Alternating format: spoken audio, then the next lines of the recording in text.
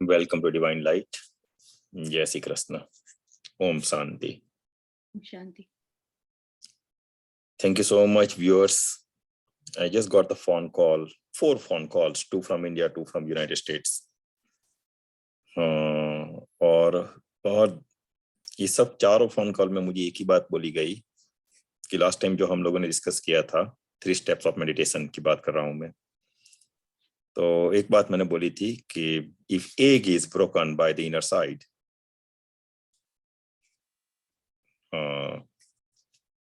life begins, and if an egg is broken by the outer force, life ends. ये जो मैंने बोला था उसके ऊपर चारों जो फोन कॉल मुझे मिले उसमें यही बताया गया है कि ये उसका एक्सप्लेनेशन चाहिए। ठीक है। सबसे पहली बात ये है कि इनर फोर्स की हम लोग बात करते हैं। Outer force, everyone knows this thing. Outer force, that means the life ends. Suppose we met with an accident and our body is badly injured, life ends, because that's the outer force. Life ends. Plenty of examples are there. So उसके ऊपर मैं बहुत बात नहीं करूंगा। मुझे जो बात करनी है अभी वो इनर फोर्स के ऊपर बात करूंगा। तो उसके लिए कुछ ना कुछ एग्जांपल चाहिए हमें। तो मैं जो आज आपके साथ शेयर करने वाला हूँ वो भर्तृहरि का एक एग्जांपल शेयर करने वाला हूँ। उज्जैन में बहुत बड़े एक राजा हो गए, भर्तृहरि नाम था उनका। उनकी 4 रानियां थी, उसमें से तीसरी रानी का नाम था पिंगला, जिससे वो बहुत प्यार करते थे और वो बहुत सुंदर थी, बहुत खूबसूरत थी। और भर्तृहरि इतना मोहित हो चुके थे उसके ऊपर कि अपने राजपाट का काफी सारा काम भी उसके लिए डिले होने लगा था। उसके ऊपर वो ध्यान से काम नहीं कर रहे थे, ध्यान नहीं दे पा रहे थे उतना, और हमेशा वो पिंगला का सहवास चाहते थे। गोरखनाथ करके एक बहुत बड़े ऋषि, उनको ये पता चला कि ये इतना उच्च आत्मा भर्तृहरि एक मोह पास के बंधन में बंधकर पूरा राजपाट तो बिगाड़ ही रहा है, साथ में अपने खुद का उत्थान जो होना चाहिए, प्रोग्रेस होना चाहिए, आध्यात्मिक प्रगति होनी चाहिए, उसमें भी वो बाधा रूप बन रहा है अपने आप के लिए। उसका कुछ न करना पड़ेगा। और उस टाइम आप लोग जानते हैं कि ऋषि मुनियों का सब लोग बहुत आदर करते थे। तो गोरखनाथ वैसे ही बस घूमते घूमते वहां पर चल निकले और उज्जैन नगरी में जा पहुंचे। भर्तृहरि ने बहुत अच्छे से स्वागत किया उनका। गोरखनाथ जी बहुत खुश हुए उनकी सेवा भक्ति से, और जाते जाते उनको एक फल देके गए। एक्चुअली उनको लेसन देना था, लेकिन गोरखनाथ जी जानते थे, इसलिए उनको एक फल, एप्पल हो सकता है, ऑरेंज हो सकता है, कुछ भी हो सकता है, लेकिन एक फल देके गए और ऐसा बोला कि ये फल राजा तू खा लेना और तू चिरंजीवी, मीन्स तू हमेशा युवान रहेगा, युवान ही दिखेगा तू। लेकिन राजा की तो पूरी श्रद्धा आस्था जो भी था वो पिंगला में थी। तो उसने सोचा कि मैं अगर एकदम मेरा यौवन वैसे के वैसे वैसा ही रहता है और पिंगला बूढ़ी हो गई तो वो किस काम का मेरे लिए। उसलिए उसने वो फल था वो पिंगला को दे दिया और पिंगला को बोला कि ये फल तू खा लेना। और गोरखनाथ ऋषि ने दिया है और उनका बोला हुआ कोई भी वाक्य व्यर्थ नहीं जाता। तो जो उन्होंने बोला है वो सच होके रहने वाला है। तो तुम ये खा लेना और जब तक तू जिएगी तुम्हारा यौवन वैसा के वैसा बरकरार रहेगा।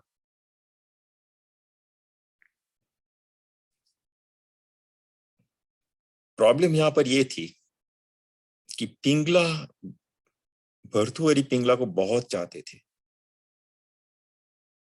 पूरा न्योछावर हो चुके थे, लेकिन पिंगला उतना नहीं चाहती थी। पिंगला का प्रेम कोई और था। अपने ही दरबार में एक सिपाही, एक कोतवाल था, वो उसका प्रेम था। वो अच्छा खासा दिखने वाला युवान एक था, वो उसका प्रेम था। उसने सोचा बिल्कुल भर्तृहरि की तरह पिंगला ने कि मैं ये खा के क्या करूंगी, अगर ये युवान हृष्ट पुष्ट रहता है, उसका यौवन बरकरार रहता है, तो वो मुझे सारी जिंदगी सुख दे सकता है। ऐसा सोच के उसने वो कोतवाल को वो फल दे दिया। लेकिन कोतवाल की चाहत कुछ और थी। वो एक वेश्या को चाहता था, sorry to use this word, लेकिन जो मैंने पढ़ा है वही मैं आपको बता रहा हूँ, जो सुना है वही बता रहा हूँ। वो एक वेश्या को चाहता था, उसने जाके ये फल वेश्या को दे दिया। अभी वेश्या मजबूरी की तरह वजह से एक ऐसा काम कर रही थी अपनी जीवन निर्वाह के लिए, शायद उसके पास दूसरा कोई ऑप्शन नहीं रहा होगा, ऐसा मैं समझता हूँ, मुझे पता नहीं है। लेकिन उसने ये सोचा कि अगर ये फल खा के मेरा यौवन बरकरार रहता है तो मुझे ये गंदगी से मैं कभी बाहर ही नहीं निकल पाऊंगी, मुझे ये गंदगी में ही रहना पड़ेगा। इतने सारे कर्म तो मैं बिगाड़ चुकी हूँ, कितना मैं कितने कितने जन्म बिगाड़ूंगी, कितना कर्म करूंगी ऐसा। तो उसके अंदर एक आध्यात्मिक भाव जाग गया। और भर्तृहरि राजा की जो इंप्रेशन थी अपनी प्रजा में वो बहुत ऊंची थी कि बहुत अच्छे राजा है, न्यायपरायण राजा है। तो उसने ये सोचा कि अगर राजा ये फल खा लेता है, उसको यौवन प्राप्त होता है, तो सालों तक उसकी अच्छाई का, सुशासन का लाभ पूरी जनता को मिलता रहेगा।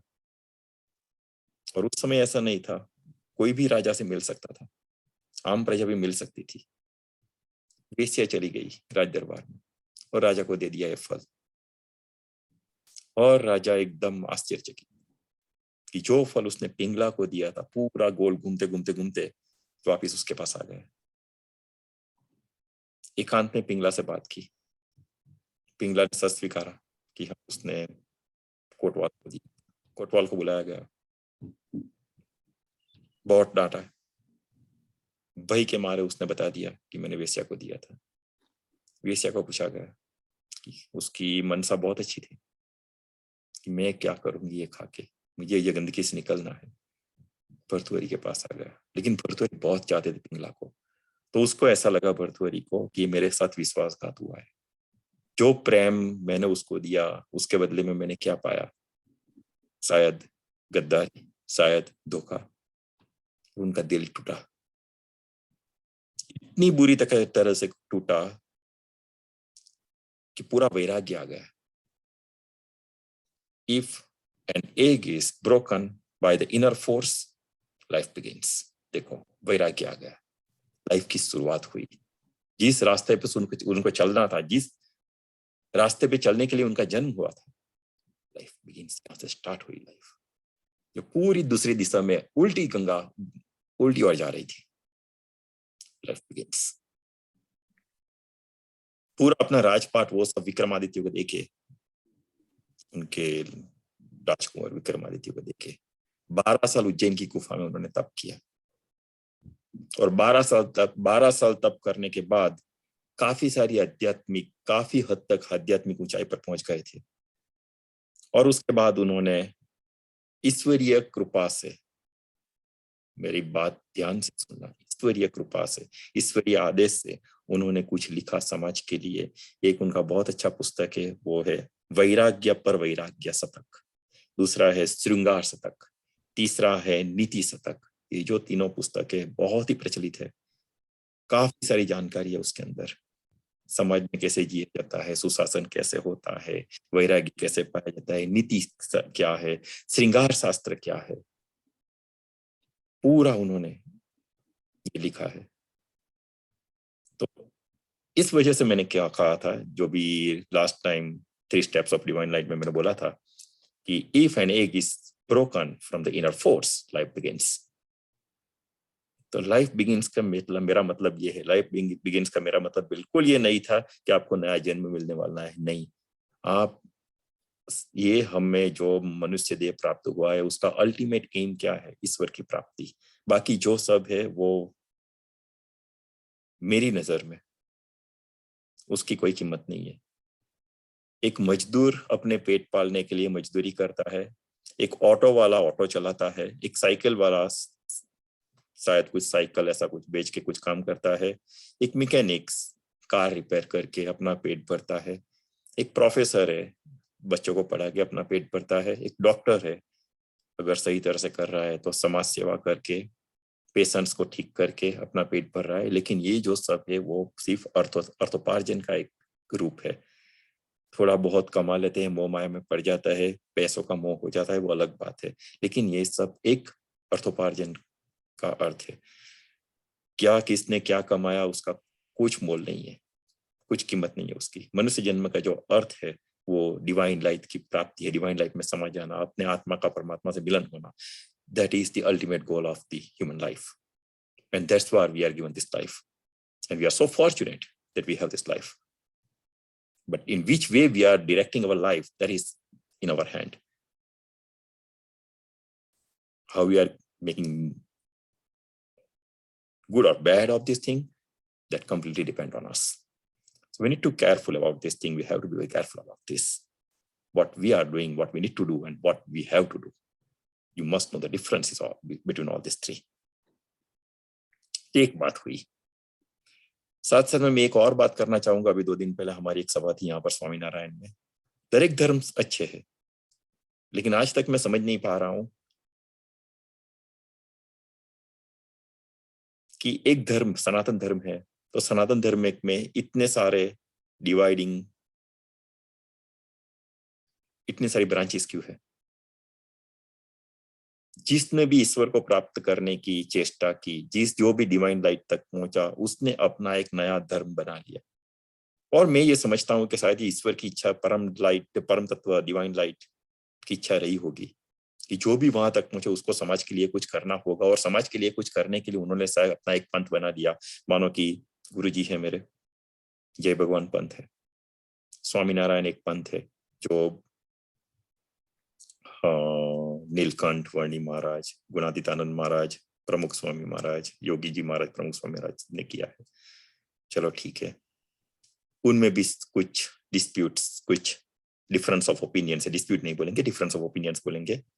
तो उनका एक अलग पंथ अक्सर पुरुषोत्तम एक हो गया, दूसरा एक पंथ सोखड़ा वाला, और एक तीसरा होता रहता है। लेकिन ये सब पंथ होने के बाद हम लोग डिवाइड होते जाते हैं। ये समझ में नहीं आता है मेरी कि हम हिंदू सनातन धर्मी जो भी उनको वर्ष है, अगर मैं कृष्ण को मानता हूं तो मैं शिव में क्यों नहीं मान सकता? शिव में मानने वाला कृष्ण को मैं कृष्ण में क्यों नहीं मान सकता?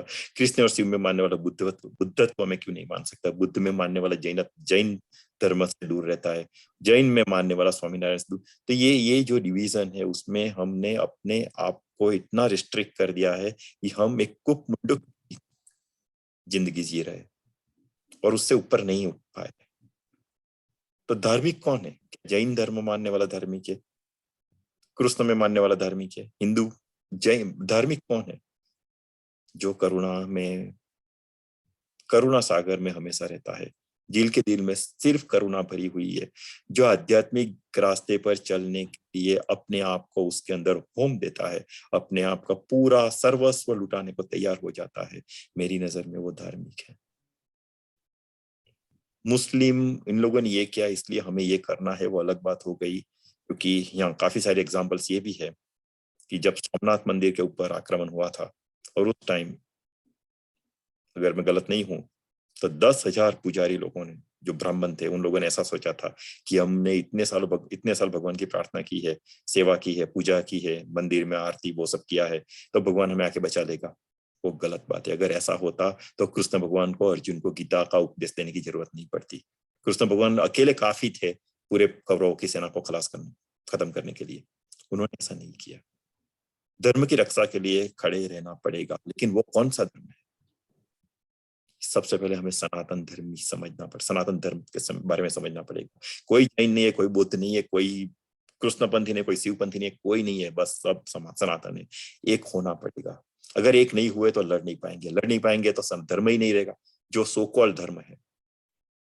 कई लोग बोलते हैं कि अगर सबसे प्यार करो, मैं भी मानता हूँ प्यार करना, लेकिन प्यार करने के लिए तुम्हें एक बॉडी चाहिए। आत्मा सबसे पर है और बॉडी चाहिए। बॉडी का एग्जिस्टेंस रहेगा तो आप प्यार कर पाओगे, घृणा कर पाओगे, नफरत कर पाओगे, जो भी आपको करना है कर पाओगे, क्योंकि बॉडी माध्यम है। लेकिन बॉडी ही नहीं रहेगा तो क्या करेंगे? कुछ नहीं कर पाएंगे। तो उसके एग्जिस्टेंस के लिए भी तुम्हें शस्त्र उठाने पड़ेंगे, हथियार उठाने पड़ेंगे। समझाओ, कृष्ण भगवान ने समझाया था, कौरवों को समझाया था, बहुत समझाया। सिर्फ 5 गांव दे दे, वहां तक समझाया, नहीं चाहिए, कुछ नहीं चाहिए, फिर भी नहीं समझे। जब कोई रास्ता नहीं बचता है तो धर्म की रक्षा के लिए शस्त्र उठाना, उसमें कोई पाप नहीं है। क्योंकि अगर शस्त्र उठाए बिना अगर आपका सिरच्छेद कर दिया गया, आप रहे ही नहीं, तो आप शरीर तो चला गया, जो माध्यम है ईश्वर तक पहुंचने के लिए वही चला गया। तो आप कहाँ कैसे पहुंचेंगे? माध्यम ईश्वर तक पहुंचने के लिए जो माध्यम, अगर तुम्हारी कार पर कोई पत्थर मार के तोड़ देता है, ग्लास मशीनरी कुछ खराब कर देता है कोई, आप क्या करोगे? नहीं डालेंगे उसको, आप मत डांटो। कार को तो सेव कर लेंगे ना, क्योंकि दूसरे दिन आपको जाना है जॉब पर, ऑफिस जाना है, फैक्ट्री जाना है, कुछ तो करेंगे ना आप। तो कार को सेव करने के लिए अगर आप गैरेज की व्यवस्था कर सकते हो, ठीक है। इस तरह बॉडी को सेव करने के लिए अगर आप कोई दूसरा ऑप्शन ढूंढ सकते हो, ठीक है। नहीं ढूंढ सकते तो जो भी आपके ऊपर आक्रमण हो रहा है उनके साथ आपको भिड़ना पड़ेगा। अध्यात्म के विरुद्ध है, लेकिन भिड़ना पड़ेगा, जो सबने किया। तो ऐसा कभी मत सोचो कि हम बैठे रहेंगे, माला जपते रहेंगे, मेडिटेशन में बैठे रहेंगे तो ऊपर वाला आके हमें हेल्प पे, नहीं, ऊपर वाला नहीं करेगा। जो परिस्थिति तुम्हारे सामने खड़ी हुई है उनसे तुम्हें ही निपटना होगा, वो आपको हेल्प करेगा, और वो हिडन हेल्प होती है। अगर आप किसी चीज को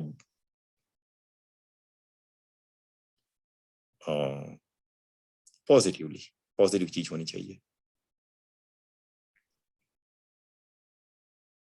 बहुत चाहते हो, बड़ी शिद्दत से चाहते हो, तो पूरी कायनात आपको उससे लगाने में मिल जाती है। ओम शांति ओम का डायलॉग हमने आगे भी बात की थी। पूरी कायनात मिल जाएगी आपको सपोर्ट, क्योंकि आप पॉजिटिव हो। आपका आशा ही बुरा नहीं है, आपको किसी को मारना नहीं है, आपको सिर्फ अपने को प्रोटेक्ट करना है, उसके लिए आप फाइट कर रहे हो, करना पड़ेगा।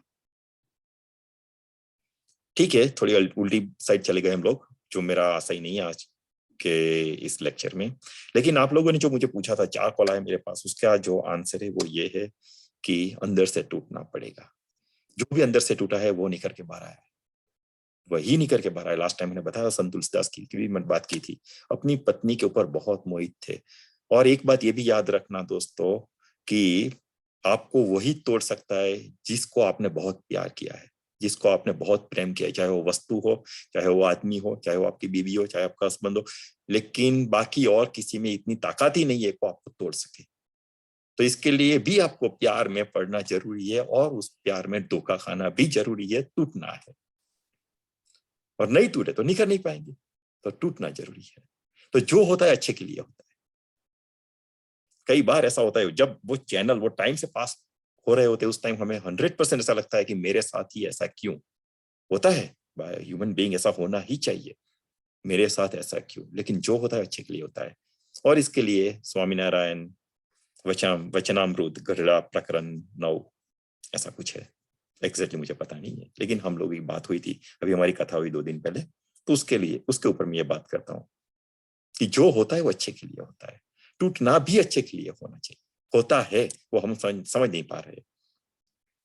एक राजा था, उसका एक वजीर था, वजीर या सलाहकार, जो भी आप बोल दो, हमेशा राजा के साथ रहता था। एक बार राजा शस्त्रागार में कुछ गए, तो शस्त्रागार में जाने के वक्त शस्त्र कुछ चेक करते उसकी उंगली कट गई, पूरी कट गई उंगली, और राजा एकदम परेशान। और बाजू में जो वजीर था वो बोल, उसके मुंह से निकल गया, जो होता है अच्छे के लिए होता है। अभी वो जो वजीर था वो सालों से उनके दरबार में काम कर रहा था, उनके पिताजी के पास काम कर रहा था, तो उसके एकदम निकाल नहीं सके। लेकिन राजा को वो इतना पसंद नहीं था, और इतने में ये वजीर ने ऐसा बोल दिया, जो राजा बोलते मेरी उंगली कट गई, साला बोलता है कि जो होता है अच्छे के लिए होता है। पूरा दर्द भूल के सबसे पहले आदेश वो दिया कि वजीर को जेल में डाल दो, डाल दिया जेल में। कैसे कर से वो नबी, पूरी उंगली तो निकल गई, 5 की जगह 4 हो गई, दोनों हाथ की बताओ 10 की जगह 9 हो गई। ठीक है, क्या करे अभी राजा। 2 3 4 दिन निकल गए, थोड़ा घाव ठीक हो गया। राजा है, राज शौक तो लगे रहते, शिकार पे जाने का मन हुआ, कुछ प्लानिंग रहा होगा, शिकार पर चले गए। लेकिन जो उसके साथ हमेशा साथ था वो तो अभी जेल में था, उसको नहीं ले गए, वजीर को जेल में भेज दिया था उसने। शिकार पर चले गए, और जाते जाते जाते जंगल में बहुत आगे निकल गए, और कोई आदिवासी लोग है उसकी बस्ती में चले गए, जो राजा का इलाका नहीं था, आदिवासियों का इलाका था। उसी टाइम आदिवासी लोग जो थे, जो उनकी बॉर्डर की सुरक्षा कर रहे थे, उन लोगों ने उसको घेर लिया, राजा को। राजा अकेला हो गया था क्योंकि काफी सारे अकेला शिकार के लिए आगे निकल चुका था। पूरा सैन्य वो सब पीछे, किसी को किसी का पता नहीं। इतना बड़ा जंगल, उसमें ये आदिवासियों के इलाके में जा पहुंचा। और वहां जाने के बाद ये जो आदिवासी लोग थे जो उनकी अपनी बॉर्डर की रक्षा कर रहे थे, उन लोगों ने राजा को घेर लिया। घेरने के बाद वो वहां पर ले गए राजा को, जो उनके मुखिया थे उसके पास। मुखिया ने बोला उनको कैद कर दिया जाए। 3 दिन बाद उनके वहां एक फंक्शन था, एक हवन था। और आदिवासी कुछ प्रथा रही होगी वहां पर कि वहां पर हाँ, हवन में नर पक्ष में कुछ आहुति देनी पड़ती है। तो आदिवासी उन लोगों की प्रजा के रिचुअल्स के अनुसार उनको जो आहुति देनी थी वो नर आहुति देनी थी, मानव की आहुति देनी थी। तो उसका जो मुखिया था उसने यही सोचा कि चलो आदमी एक मिल चुका है हमें, तो हम उसकी आहुति दे देंगे, उनको 2-3 दिन वहां पर रखो। तो वहां पर जो भी कालकोठड़ी कारागार था वहां पर रख दिया गया राजा को। 3 दिन बाद पूरा वहां पर हवन की जो सामग्री वो सब था, पूरी तैयारी हो चुकी थी। उनके जो ब्राह्मण थे आदिवासी लोग के, वो वहां पर आ गए। राजा को नहला गया। नहलाते वक्त, नहलाने के बाद जब उसको वहां पर हाजिर किया गया आहुति के लिए, उसका वध करना था और उसकी आहुति देनी थी, नर आहुति देनी थी। और पुजारी की दृष्टि गई कि उसकी तो एक ही है, एक अंगली टूटी हुई है। ये पूरी खंडित मूर्ति मानते उस वो लोग उनको, तो खंडित मूर्ति हो गई। तो पुजारी ने रोक दिया कि नहीं, उसकी आहुति नहीं दे सकते, ये तो खंडित है। और अब इसका क्या करें? तो जो मुखिया था आदिवासियों का, उन लोगों ने एक दूसरे से बात की बाद में और तय किया कि राजा को छोड़ दिया जाए। अगर मानो कि राजा की उंगली नहीं कटी होती उस दिन शस्त्रागार में, तो क्या होता आज? राजा की बलि चढ़ जाती और आहुति के लिए वो दिया जाता, राजा का हरिओम तत्सत हो जाता। लेकिन तब राजा को पता चला कि जो वजीर ने बोला था, जो भी बोला था, सही बोला था उसने, तो कि जो होता है अच्छे के लिए होता है। आज एक उंगली जाने की वजह से उस दिन मुझे बहुत दर्द हुआ क्योंकि मैं ईश्वरीय संकेत को समझ नहीं पाया। लेकिन ये 4 दिन के बाद अभी मुझे समझ में आया, 5 दिन के बाद, कि वो अच्छे के लिए हुआ था। उंगली जाना भी एक अच्छा था, जैसे टूटना अच्छा है आध्यात्मिक प्रगति के लिए, उस लिए अपने आप को बचाने के लिए उंगली जाना एक अच्छी बात हुई थी उस दिन। ठीक है, राजा को छोड़ दिया गया। जंगल का रास्ता राजा को पता था। धीरे धीरे करके अपने राज्य में आ गए। सैनिकों उनकी राह देख रहे थे। राजा को आते हुए देख वो भी खुश हो गए कि आदिवासी के इलाके से आप सही सलामत वापिस आ गए। सब लोग अपने राज दरबार में वापिस चले गए। राजा ने तुरंत आदेश दिया, 5-6-7 दिन हो गए थे, राजा ने आदेश दिया कि वो वजीर को बाहर निकाला जाए, कारागार से बाहर निकाला जाए। और राजा ने बोला तुमने सही बोला था, पूरी बात उनको बताई। लेकिन राजा बोलते हैं कि मेरी एक बात समझ में नहीं आ रही है कि तुमने उस दिन बोला था कि जो होता है अच्छे के लिए होता है, सही है, और मेरा अच्छा हुआ, और मैं तुझे अभी कारागार से मुक्त कर रहा हूं, तू अपना काम फिर से संभाल सकता है। लेकिन मुझे ये बता कि तेरा क्या अच्छा हुआ? तू तो 7 दिन कालकोठरी में रहा, 6 दिन 7 दिन कालकोठरी में रहा। वजीर ने बोला वो भी अच्छा हुआ, जो होता है अच्छे के लिए ही होता है। कुदरत ने जो भी डिसाइड किया है, जो भी संरचना की है, हर एक आदमी के लिए, प्राणी मात्र के लिए जो भी सोचा है, वो उसके कर्मों के अनुसार ही अच्छे के लिए ही सोचा है। एक बार मैंने वीडियो में बोला था कि भगवान किसी को दुख दे ही नहीं सकते, वो हमारे कर्म बीच में आ जाते हैं। बाकी भगवान की कोई, वो तो रोता है, अपने भक्त को दुखी देख के वो तो रोता है। एनीवे, वो अलग बात हो जाएगी। तो राजा बोलता है वजीर को कि तेरा क्या अच्छा हुआ? वजीर मुस्कुराया तो बोला, मानो कि उस दिन आपने मुझे सजा नहीं दी होती तो हमेशा की तरह मैं आपके साथ रहता, और आपकी तो उंगली नहीं थी तो आपको तो छोड़ दिया गया होता। लेकिन मेरा क्या हुआ होता? वो तो मेरी बलि चढ़ा देते, तो मैं भी बच गया। 7 दिन अंदर रहा लेकिन मैं बच गया, आज मैं जिंदा हूं आपके सामने। तो जो होता है अच्छे के लिए होता है। If you are broken by the inner force, वो भी अच्छे के लिए ही होगा। ये समझ लेना कि ईश्वर ने तुम्हें सिलेक्ट किया है उसके पास आने के लिए। जब भी US visa, Canada visa, Australian visa के लिए हम लोग लाइन लगाते हैं, वीजा रिजेक्ट होता है, कैसा मुंह लटका के पास वापिस आते हैं, लेकिन वीजा मिल जाता है। तो लेकिन वीजा मिलने के बाद, यहाँ आने के बाद, जो यहाँ आ चुके उनको ही पता है कि लाइफ इतनी सहज नहीं है। यहाँ आने के बाद दिन में भी तारे दिखाई देने लगते हैं पहले 3-4 साल। सबका यही एक्सपीरियंस है, कोई उसमें कोई ऑप्शन नहीं है उसमें, सबका ये एक्सपीरियंस है, राइट। तो वो ठोकर लगने के बाद निखार आता है। जो आप लोगों ने बोला था उसका यही आंसर है, जो मेरे पास 4 फोन कॉल आए उसका यही आंसर है। कई बात समझता हूं मैं कि कथा वार्ता के रूप में समझानी पड़ती है, ठीक है, लेकिन यस, उससे आगे जाके एक फोन कॉल, एक मैडम ने मुझे ये बोला था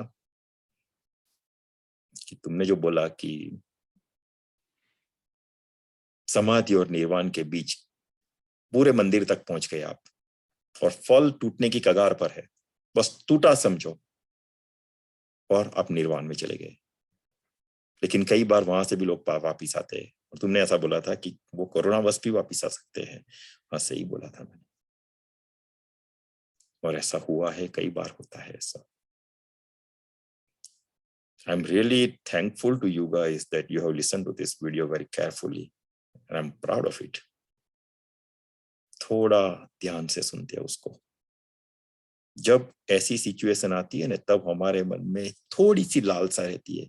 अब हम करुणामय तो हो गए, प्राणी मात्र के लिए हमें करुणा है, हमारे अंदर से सारे विकार निकल चुके हैं। आध्यात्मिकता की वो स्थिति, समाधि मीन्स वो स्थिति है, वहां पर तक हम पहुंच चुके हैं। वहां पहुंचने के बाद जब ये परिस्थिति क्रिएट होती है,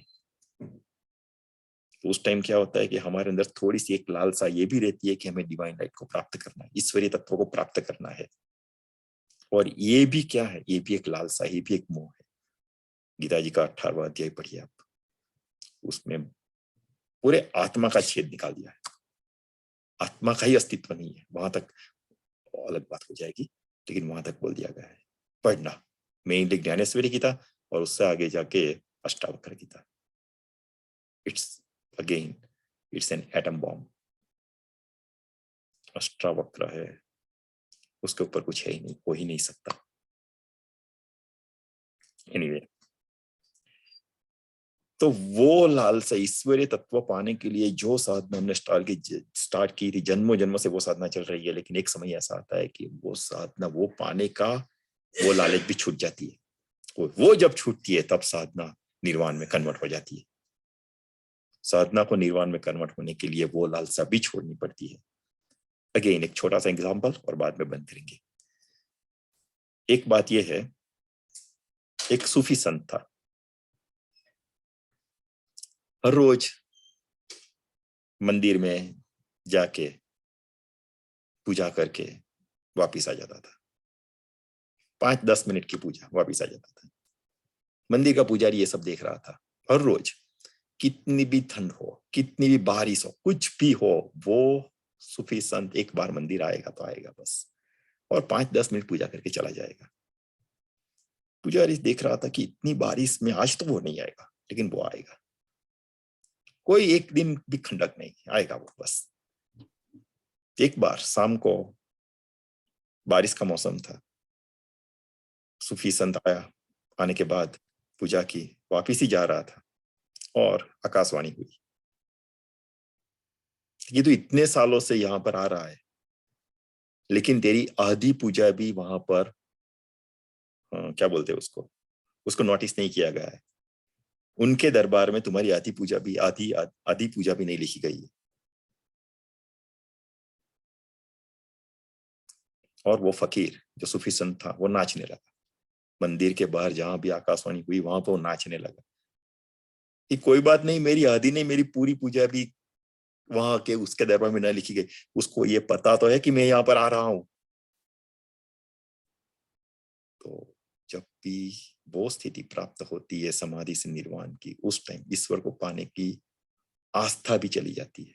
बस अभी तो जाना है तो आने, तो कोई बात नहीं, हम हमारी मस्ती में मस्त है, इनर मस्ती में मस्त है, आंतरिक मस्ती में मस्त है। दुनिया की कोई मस्ती उसमें काम नहीं करती उस टाइम। एक बात हमेशा याद रखना कि आज जो चीज हमारी है वो कल किसी और की थी और परसों किसी और की होगी। हमेशा याद रखना। एक सिंपल एग्जांपल देता हूं मैं आपको। आज यूएस में मेरा जो घर, यूएस की बात छोड़ो, इंडिया की बात करते हैं। मेरा जो घर था, शायद 50 साल पहले वहां पर कुछ खेत थे और कोई और उसका मालिक था, और उससे 100 साल पहले कोई और उसका मालिक रहा होगा। राजा रजवाड़ों बड़ोड़ा किसी और के अंदर में होगा, बाद में किसी और के अंदर में गया, बाद में शायद मेरे पापा ने वो जमीन ली होगी, मकान बनाया, पता नहीं आज से 25 30 50 साल बाद क्या होगा। ऐसी सिचुएशन आ सकती है कि हमारे पीछे वाली पीढ़ी उसको संभल के रखे और नहीं तो बेच दे। उसके 100 साल बाद वो किसी और के पास चली जाएगी। तो आज जो तुम्हारा है वो कल किसी और का था और परसों किसी और का होगा। हमेशा ये चीज याद रखना। किसी के कोई भी चीज के ऊपर का मोह नष्ट करने का ये सबसे अच्छा तरीका है। सबसे अच्छा तरीका ये हमेशा ध्यान में रखने की बात है कि कल जो, आज जो मेरा है वो कल मीन्स यस्टरडे किसी और का था, और कल मीन्स टुमारो किसी और का होगा। उसमें सब आ जाता है। कभी भी ये मत सोचना कि ये मेरे बच्चे हैं इसके लिए मैं ये करूँ वो करूँ। नहीं, वो अपनी किस्मत खुद लेके आए हैं। पूर्व जन्म के कुछ संस्कार बाकी है, कुछ तुम्हारा लेन देन बाकी है, इसलिए ये जन्म में वो तुम्हारे बच्चे, तुम्हारी बीवी, ये सब क्या है, कुछ लेन देन बाकी है। और जब वो पूरा हो जाता है, इमीडिएटली कोई ना कोई रीजन, निमित्त बनेगा, आपसे दूर हो जाएंगे। हरिश्चंद्र तारामती एग्जाम्पल देख लो। कोई ना कोई रीजन आएगा, वो अपने आप से दूर हो जाएंगे। बच्चों से दूर हो जाएंगे, होना पड़ेगा आपको। अपने आप से पिताजी माताजी से दूर होना पड़ेगा, अपनी वाइफ से दूर होना पड़ेगा। आप अकेले हो ये समझ के चलो। आप ट्रेन में जा रहे हो, बस ट्रेन में जाते जाते 22-25 साल हुआ, आपकी वाइफ आपको मिली, 50-60 साल आपके साथ चली, मीन्स 25 से 60, 35 ईयर्स आपके साथ चली। चलो, उसको कुछ हो गया है, आपको कुछ हो गया, उसका स्टेशन आया, वो उतर गई, हमारी यात्रा आगे चालू है। बच्चे लोग, उनका समय हुआ, वो चले गए, वो डाइवर्ट हो गए, शायद उसको कहीं और जाना था। तो एक यात्रा है, जीवन एक यात्रा है, और उसका अंतिम चरण है, सनातन सत्य है, मृत्यु। तो अगर मृत्यु सबको आनी ही है तो खुशी से जी के क्यों ना आए। आनी तो है, राजा हो या रंक हो, मृत्यु तो तय है। सनातन सत्य मृत्यु ही है। तो फिर बाकी जो बीच का पार्ट है, बीच की यात्रा है, वो आनंद खुशी में गाते गाते मस्ती से क्यों ना जी जाए। तो ये बात थी, और इसके लिए ये वीडियो बनाया। Thank you so much. Thanks for listening to me. हरिओम, जय श्री कृष्ण। हरिओम, जय श्री कृष्ण। थैंक यू साहब, आपने बहुत अच्छे से एक्सप्लेन किया। थैंक यू दर्शकों, आप हमारा वीडियो अच्छे से ध्यान से सुनते हैं और आपके क्वेश्चंस भी होते हैं। Really appreciate your support. अगर आपको वीडियो अच्छा लगे तो प्लीज़ लाइक करें, सब्सक्राइब करें, और आपका और भी कोई क्वेश्चन है तो प्लीज़ कमेंट बॉक्स में लिखें। ओम शांति, जय श्री कृष्ण। ओम शांति। करो